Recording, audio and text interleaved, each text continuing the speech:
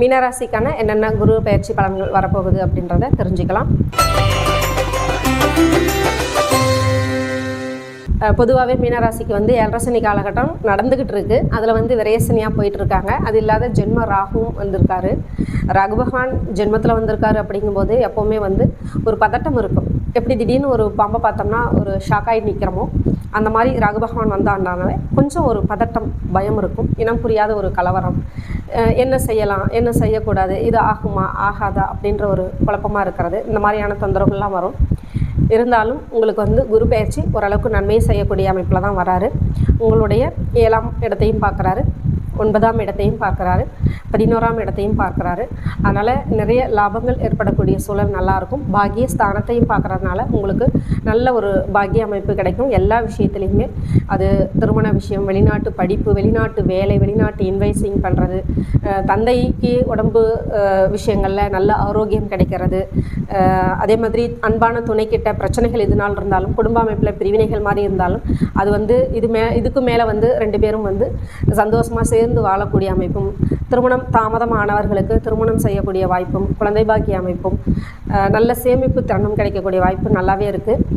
இது எப்போவுமே பார்த்திங்கன்னா ஒரு பதட்டம், பயம் இருக்கிறதுனால நம்ம தெளிவான முடிவு எடுக்க முடியாத ஒரு சில தொந்தரவுகள் வரும். நிறைய செலவுகள் இருக்குது. அந்த செலவுகளை நம்ம சுப செலவுகளாக மாற்றிக்கலாம். வண்டி வாகன அமைப்பில் எப்போவுமே கவனமாக இருங்க. உங்களுடைய ஜாதக அமைப்பில் பார்த்திங்கன்னா விரயசனிக்கான அமைப்பு அப்படின்றது பார்த்திங்கன்னா நிலம் பூமிகள் சம்மந்தப்பட்டது, வண்டி வாகனங்கள் சம்மந்தப்பட்ட விஷயங்களில் கொஞ்சம் எச்சரிக்கையாக இருக்கிறதும் நல்லது. இன்வைஸ் பண்ணுறது அப்படின்றது தங்கமாகவோ நிலமாகவோ பண்ணலாம். ஆனால் உங்களுக்கு நிலம் கொடுக்கல் வாங்கல் விஷயங்களில் கொஞ்சம் பிரச்சனைகள் வர்றதுக்கு வாய்ப்பு வந்துடும். உங்களுடைய தந்தைக்கான அமைப்பில் நல்ல அனுகூலம் இருக்குது. தந்தைக்கான பூர்வீக சொத்து கிடைக்கணும்னாலும் கிடைக்கிறதுக்கு வாய்ப்பு இருக்குது. தாய்க்கு கொஞ்சம் உடல்நல கோளாறு வர்றதுக்கு வாய்ப்பு இருக்கும்.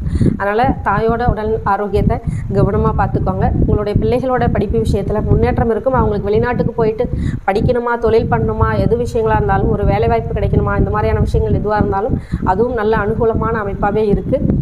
உங்களுடைய ஜென்ம ராகுவை நீங்கள் கடந்து வரணும் அப்படின்றதுனால, குரு பயிற்சிக்கான பலனும் உங்களுக்கு கிடைக்கணும் அப்படின்றதுனால துர்க்கை அம்மன் வழிபாடு நல்ல முன்னேற்றம் கொடுக்கும். உங்களுக்கு அடிக்கடி ராகுகால பூஜையில் துர்க்கை அம்மன் பூஜை செஞ்சுக்கிறதும், திருச்செந்தூர் கடல் ராசி அப்படின்றதுனால திருச்செந்தூர் முருகப்பெருமானோட வழிபாடு பண்ணிக்கிறதும் உங்களுக்கு நல்ல முன்னேற்றம் கிடைக்கும். இது நம்மளுக்கு இது வரைக்கும் சொன்னக்கூடிய பலன் அப்படின்றது பொதுவான பலன்கள். உங்களுடைய மீனராசி அன்பர்களுக்கு பர்டிகுலராக உங்களுடைய ஜாதக அமைப்பில் உங்களுடைய கிரக கட்ட அமர்வுகள் எப்படி இருக்குது, திசா புத்திகள் எப்படி இருக்குது அப்படின்றத பொறுத்து பலாபலன்கள் மாறுபடும். அதை பற்றி நீங்கள் தெரிஞ்சுக்கணும். குரு பகவான் ஜென்ம ராகுவாக இருந்தாலும், 7.5 சனியில் விரயசனியாக இருந்தாலும், நமக்கான விஷயங்களில் என்ன முன்னேற்றங்கள் கொடுக்க போகிறாரு, என்ன வாய்ப்புகள் கொடுக்க போகிறாரு, நம்மளுக்கு என்ன யோகங்கள் கிடைக்க போகுது அப்படின்றத பற்றி நீங்கள் தெரிஞ்சுக்கணும்னா என்னுடைய வீடியோவில் வரக்கூடிய நம்பருக்கு கான்டாக்ட் பண்ணி தெரிஞ்சுக்கலாம். இது வெளிநாட்டு அன்பர்களுக்கும் சரி, வெளி மாநிலத்தவருக்கும் சரி, வெளியூரில் இருக்கவங்களுக்கும் சரி, நேரடியாக தான் தெரிஞ்சுக்கணும் அப்படின்ற அவசியம் இல்லை. ஃபோன் மூலியமாகவும் என்கிட்ட கான்டாக்ட் பண்ணி நீங்கள் உங்களுடைய ஜாதகத்தை பற்றி தெரிஞ்சுக்கலாம், அனலைஸ் பண்ணிக்கலாம். விரிவான அமைப்பிலையும் அதை பற்றி நீங்கள் பார்க்கலாம். நன்றி, வணக்கம்.